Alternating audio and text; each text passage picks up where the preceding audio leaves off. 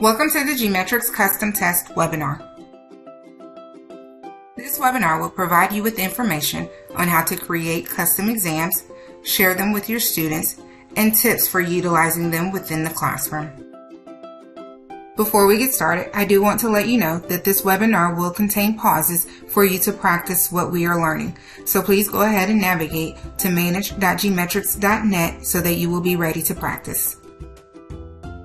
Custom tests can be created utilizing a subset of the question pool for each practice test. These custom tests will appear as an option for the students when they log in to take a practice test once the custom test has been created and attached to the access code that the students are using. Custom tests are most effective when combined with reports.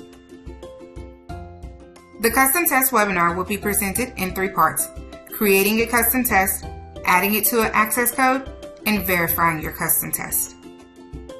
We will start with creating a custom exam. In this portion, we will need to determine our products and categories for our test. I do suggest that you review student reports and objective reports to determine specific objectives that you would like for the test to focus on.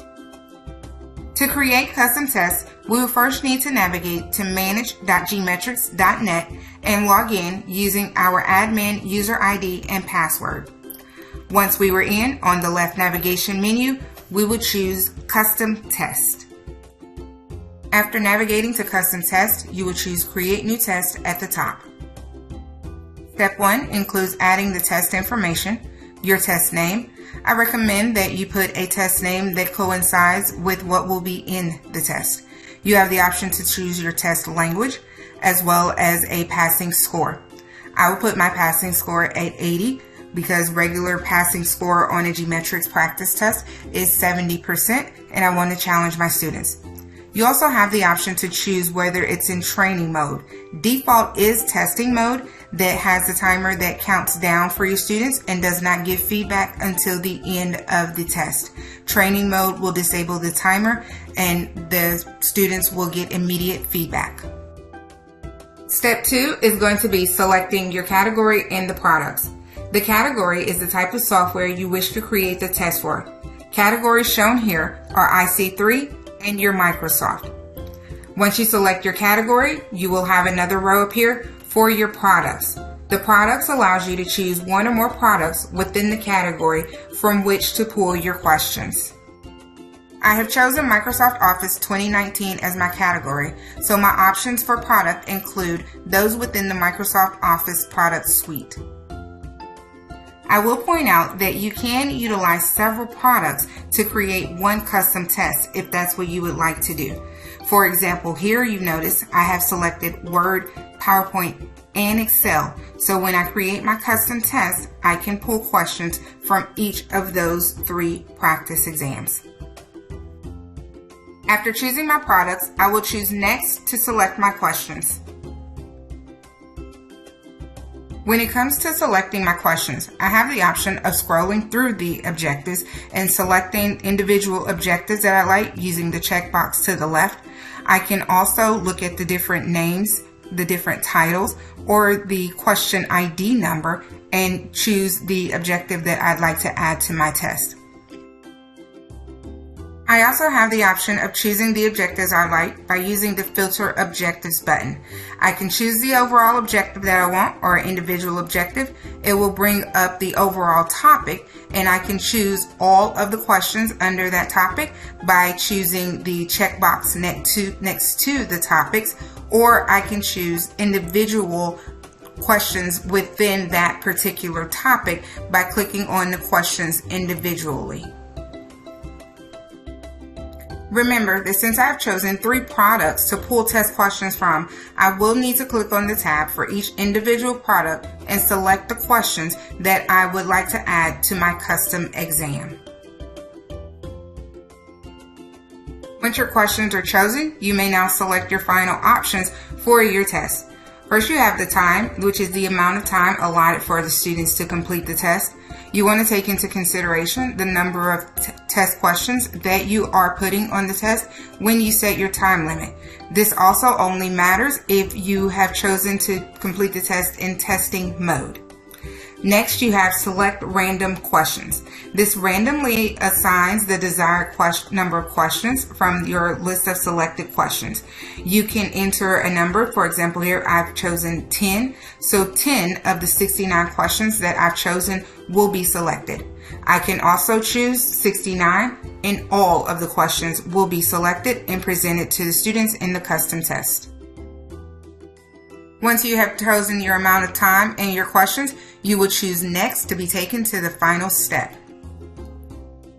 Once you have completed creating the custom test, you will get a notification that the custom test was successfully submitted, and now you will complete the final step of assigning the test to your student access codes. To start that, you want to click Assign Test. I will now pause, and I encourage you to take the next few moments and create a custom test.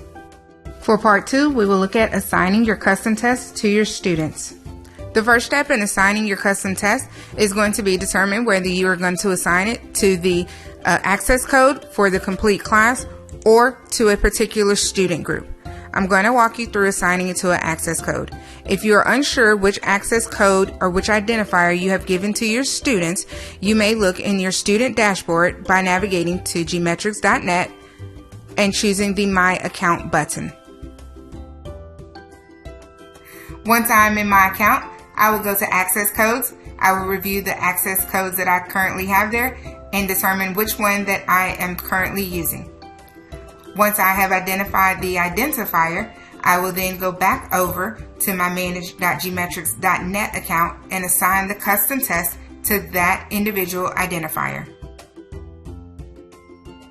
Once I've chosen my identifier, I will click the Next button and move on to step 2 in the process. Step 2 simply requires me to confirm the access codes that I have selected that the custom test be made available to. You will see here that I have selected a class access code as well as a student group access code for the test to be available to. That is an option for you. Once you have confirmed that is where you want your test to go, you want to click Next and assign your test.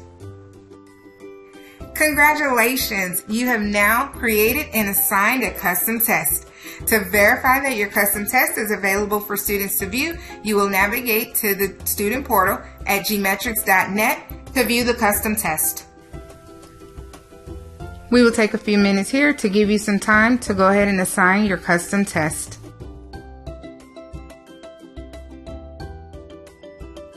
Now that we put all that work into creating our custom test and assigning it, let's go over to the student portal and ensure that it's accessible. We will begin by logging into our student portal at gmetrix.net. Once you have arrived in your student portal, you want to navigate to Test, New Test, and choose the product that you chose to make your custom exam on.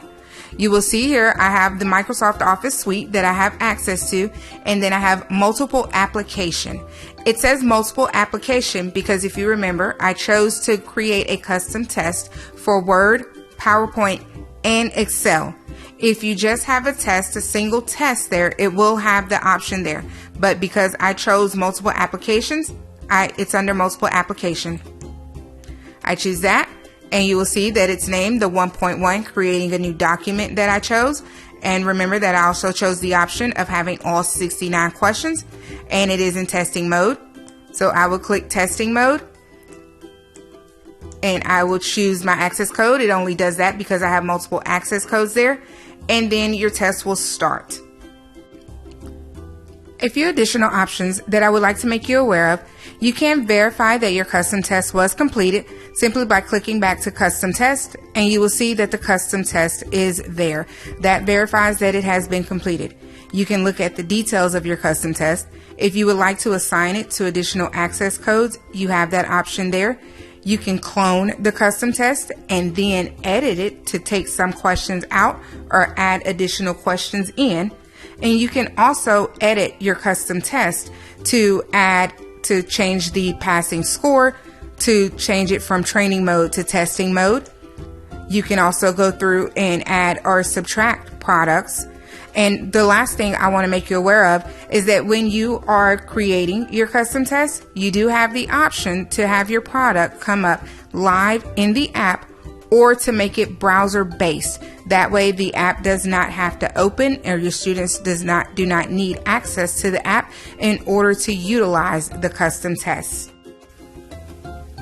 We will take a few minutes here to give you some time to navigate over to GMetrix.net to log into the student portal and verify that your custom test is accessible.